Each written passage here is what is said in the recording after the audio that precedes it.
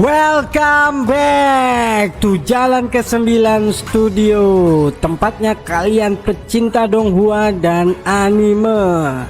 Di sini kita akan membahas habis seputar BTTH Season 5. Saksikan terus ya guys ya.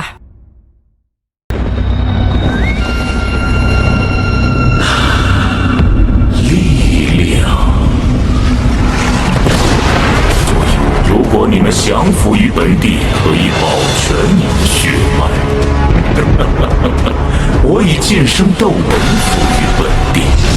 笑话！当年我斗气全失，受辱退婚，退缩，中州的浩劫，就此结束吧。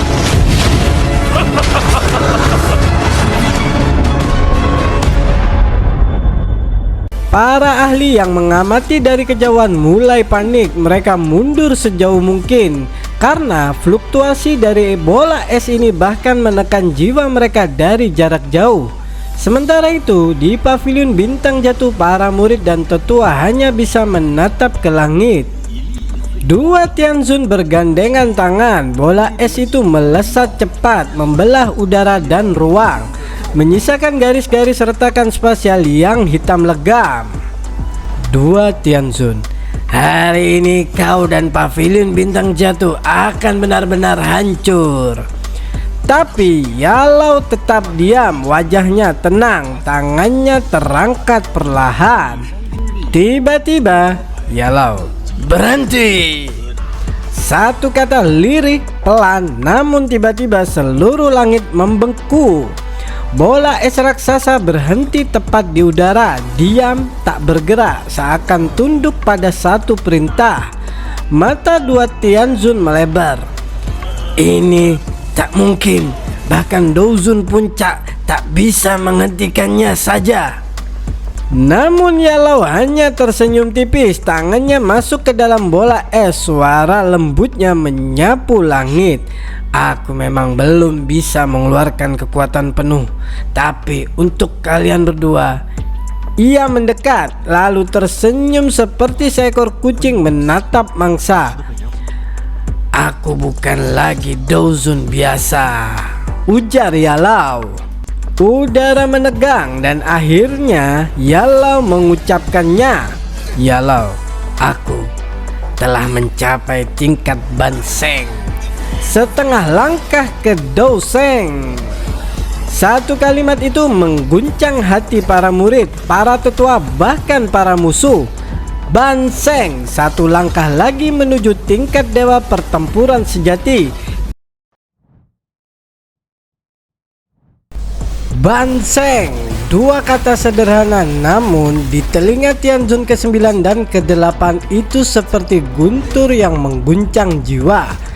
Di hadapan mereka berdiri sosok tua berjubah putih, yaitu Yalau, sang guru dari Xiaoyan yang menghentikan bola es raksasa dengan hanya satu tangan. Doki mereka seolah membeku, mata mereka membelalak tak percaya. Banseng bukanlah istilah asing bagi mereka.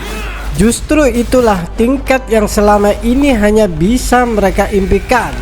Tingkat yang memisahkan antara Douzun puncak dengan Douseng sejati. Itu adalah jurang keputusasaan yang tak terjangkau, dan kini Yalau telah melangkah ke dalamnya. Banseng, setengah langkah menuju Douseng. Tingkat ini bukan hanya kekuatan, ini adalah perbedaan status. Sebuah level yang membuat aula jiwa harus berpikir dua kali sebelum bertindak. Di dunia ini, Douzun adalah raja, tapi Douseng adalah legenda hidup. Semua mata di alam bintang menatap ke atas. Feng Zhuze terdiam, lalu tersenyum lebar. Para tetua pavilion bintang jatuh tertegun, sementara para ahli yang sebelumnya melarikan diri kini berhenti dan menelan ludah. Pavilion bintang jatuh akan makmur, satu Banseng mengubah segalanya. Di puncak gunung, Xiaoyan menatap ke langit dengan senyum lega. Awalnya, ia hanya berharap Yalao pulih ke kekuatan puncak Douzun. Namun sekarang Yalao telah melampaui itu dengan tubuh baru, bahan terbaik, dan sedikit keajaiban dari lengan Douseng. Sang guru telah kembali dan bahkan melampaui harapan muridnya. Yalao menatap bola es raksasa itu, mengulurkan tangan, retak. Bola itu mulai berubah bentuk, seolah dihimpit oleh kekuatan yang tak terlihat. Pecah. Suara Yalao lembut tapi mematikan. Bola es meledak. Energi dahsyat menyapu langit seperti badai, tapi hanya sebentar. Dalam radius tertentu, energi itu langsung lenyap, seolah terhapus dari eksistensinya. Tidak satupun helai lengan baju Yalao yang bergerak. Tianzun ke-9 dan ke-8 bergetar, gemetar karena ketakutan. Mereka batuk darah dan aura mereka menjadi kacau. Dulu mereka mungkin masih bisa menantang Yalao, tapi sekarang mereka hanya bisa menatap dengan takut karena Yalao kini berada di dunia yang berbeda. Dia adalah seorang Banseng. Ke-9 Tianzun menahan amarahnya, sakit, malu, dan takut. Ke-8, kita pergi. Tianzun ke-8 menggertakkan gigi, namun ia tahu mereka tak punya pilihan. Mereka membuka celah spasial dan bersiap untuk mundur. Tapi Yalao hanya tersenyum kecil. Yalao, sejak kalian datang, setidaknya tinggalkan sesuatu. Tangannya mengepal dan celah spasial itu runtuh. Dua panah darah memancar dari retakan, namun langsung menguap menjadi kabut berdarah sebelum mencapai Yalao. Raungan marah menggema dari kejauhan. Yanzunze, aula jiwa, takkan melupakan ini. Tapi Yalao hanya tersenyum tenang. Yalao, kalau bukan karena aku baru saja naik ke Banseng, mereka sudah kubenamkan di dasar bumi. Begitu desah Yalao. Namun Xiaoyan tersenyum. Xiaoyan, kalau bukan karena guru, pavilion ini sudah menjadi abu. Yalao hanya tertawa ringan. Yalao, ini semua juga karenamu, Xiaoyan. Feng Zuze dan para tetua akhirnya mendekat. Mereka memberi salam hormat dari jauh. Selamat Yalao, selamat. Yalao hanya membalas dengan senyum tenang, lalu memerintahkan, Yalao, segera bersihkan medan perang. Aula jiwa tidak akan semudah itu untuk datang lagi. Feng Zuze mengangguk paham kehadiran Yalao sebagai Banseng dan alkemis top pula sudah cukup menjadi benteng kuat pavilion ini. Dan lebih dari itu, reputasi Yalao bisa jadi magnet bagi ahli-ahli kuat yang selama ini ragu bergabung. Dalam beberapa hari ini, pavilion bintang jatuh akan menyala kembali. Dan memang benar, hanya 3 hari setelah pertarungan itu, Central Plain sudah bergejolak. Kabar tentang Yalao yang akan menjadi Banseng menyebar dengan cepat. Bahkan, Menara Pil pun tercengang. Para pemimpin faksi dan ahli generasi tua datang satu persatu membawa harapan dan rasa hormat. Beberapa dari mereka adalah kenalan lama, beberapa bahkan menerima undangan menjadi penatua tamu pavilion. Bahkan jika hanya sebatas nama, semakin banyak yang menaiki perahu pavilion bintang jatuh. Langkah Yalao memperkuat fondasi ini sudah dimulai. Namun di tengah semua kemeriahan itu, Xiaoyan memilih diam. Ia kembali ke gunung belakang, berlatih sendirian di menara batu. Ia tahu meskipun memiliki guru sekuat Banseng, banyak hal tetap harus dia hadapi dengan kekuatannya sendiri. Hari itu ketika Xiaoyan membuka matanya dari meditasi, suara yang sangat dikenalnya menyapa. Yalau, sudah bangun Xiaoyan. Yalau berdiri di jendela menara sambil tersenyum. Mereka berbicara ringan tentang politik, tentang kekuatan, dan akhirnya tentang cincin hitam. Xiaoyan, sudah saatnya benda ini kembali padamu, guru. Xiaoyan menyerahkan cincin hitam tempat Yalau pernah bersemayam sebagai roh. Yalau memegangnya dengan mata berkaca-kaca. Yalau, segala yang pernah ku pelajari ku tinggalkan di sini, dan kamu sudah melampaui semua itu, Xiaoyan. Namun Yalau belum selesai. Dia mengeluarkan sekelompok api putih murni dari dalam cincin itu. Yalau, api pendingin tulang ini tak lagi berguna bagiku. Ambillah. Xiaoyan kaget. Ia menolak, tapi Yalau memaksa. Ia bahkan menghapus jejak spiritualnya sendiri. Yalau, aku tahu ini bukan api surgawi terkuat, tapi bagimu itu tetap sangat berguna.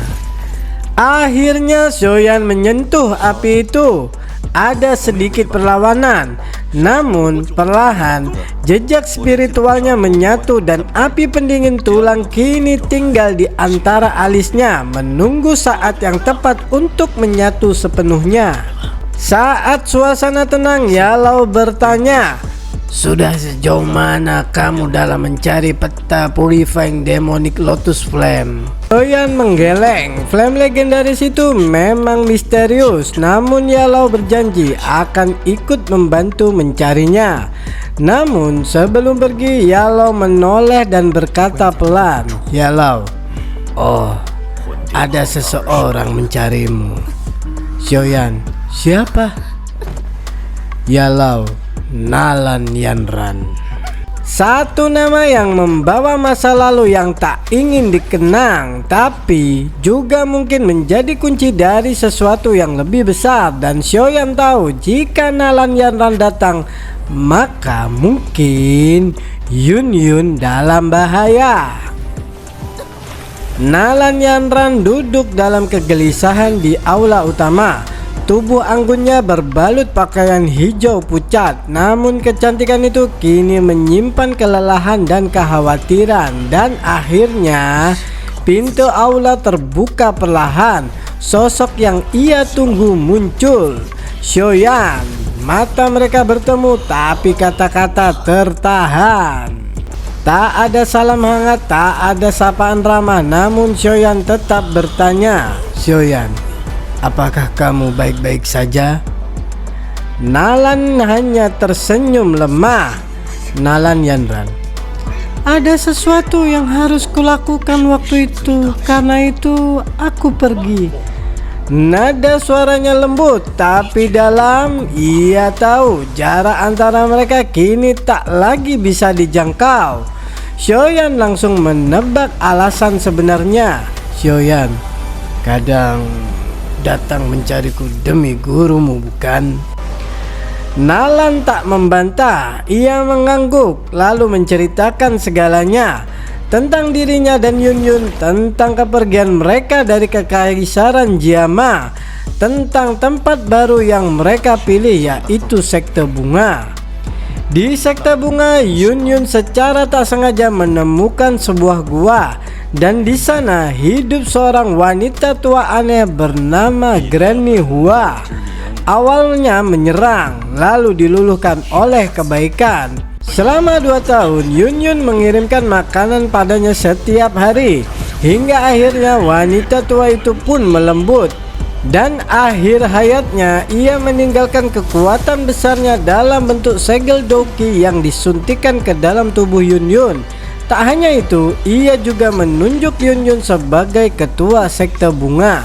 Namun warisan ini menimbulkan masalah. Pejabat kepala sekte yang lama datang merebut kembali hak itu, bukan demi sekte, melainkan demi doki dari Granny Hua yang telah diwariskan pada Yun Yun. Ia tidak datang sendirian. Di belakangnya berdiri sosok kuat Yonghua Liangjun, Douzun bintang 6. Sementara Yun Yun masih belum sempat memurnikan seluruh Douqi dalam tubuhnya.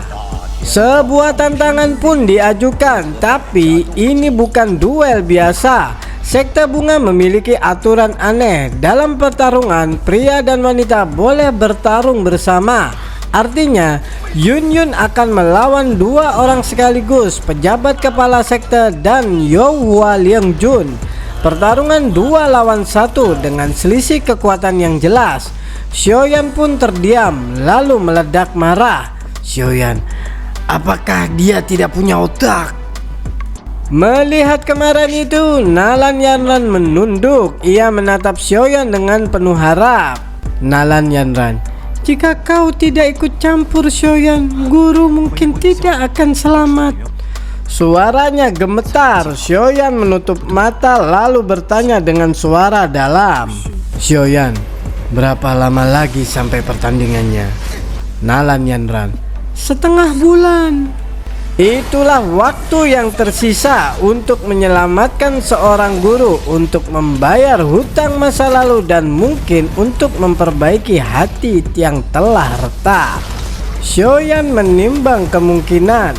Xiaoyan, apakah seluruh sekte bunga menolak Yun Yun?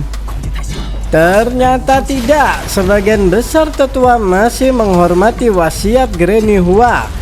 Masalahnya hanya satu, pejabat kepala sekte yang serakah dan kekasihnya, Yonghua Liangjun, seorang Douzun bintang 6. Saat Xiaoyan memikirkan langkah selanjutnya, suara familiar terdengar dari samping. Yalau, pergi saja jika kamu ingin, ucap Yalau sambil tersenyum tenang. Beliau bahkan memberikan sebuah tablet giok spesial. Yalau, kalau keadaan di luar kendalimu, hancurkan ini, maka aku akan datang, anak muda. Kata-kata pendek namun penuh makna. Yalau menyebut nama wanita tua itu, Hua Yu. Ternyata mereka saling mengenal sejak dulu kala. Yalau tak kaget Yun Yun mendapatkan kepercayaannya. Ia bahkan berpesan, Yalau, kalau memungkinkan, bantu dia menjadi ketua sekte. Itu akan menjadi sekutu kuat untuk pavilion bintang jatuh. Xiaoyan hanya bisa tersenyum kecut. Dia tahu Yun Yun bukan tipe yang suka memimpin. Tanpa banyak bicara lagi, Xiaoyan, Qinglin, dan Nalan Yanran memulai perjalanan panjang menuju sekte bunga. Qinglin memanggil seekor ular raksasa dari suku Paitanen sirip di ground. Dengan kecepatan menembus langit, mereka bertiga menungganginya meluncur menuju barat Central Plain. Di punggung ular raksasa itu, Xiaoyan duduk diam, mata tertutup rapat, pikirannya tenggelam bukan pada peta melainkan pada api. Bone chilling flame. Maaf, tidak pas ya guys. Api ini istimewa, dinginnya menggigit, tapi di balik es itu tersembunyi panas yang ganas, perpaduan yang nyaris mustahil. Meski api ini pernah disegel dalam tubuh Yalau, Xiaoyan tetap perlu menjinakkan ulang, namun sesuatu yang mengejutkan terjadi. Saat Xiaoyan perlahan menyatu dengan api itu, resistensi lenyap lebih cepat dari dugaan. Ia menyadari satu hal, karena dulu api ini sempat berada dalam dirinya, proses adaptasi kali ini seperti reuni lama. Sesuatu yang dulu terasa asing kini kembali sebagai bagian dari dirinya sendiri. Segel api di antara alisnya bersinar terang, kemudian perlahan menghilang, meresap ke dalam tubuh Xiaoyan sepenuhnya. Matanya terbuka, di dalam pupil hitamnya berkelip api putih menyala tenang. Bone chilling flame telah menerima tuan barunya. Di tengah langit yang luas, Xiaoyan melangkah semakin maju. Musuhnya menunggu di sekte bunga, tapi kali ini dia membawa lebih sekedar kekuatan. Ia membawa tekad, ia membawa warisan, dan ia membawa api biru. Pertarungan baru saja akan dimulai. Saksikan terus episode selanjutnya hanya di Jalan ke-9 Studio, tempatnya kalian pecinta Donghua dan anime. Jangan lupa klik subscribe, like dan notifikasinya. Terima kasih.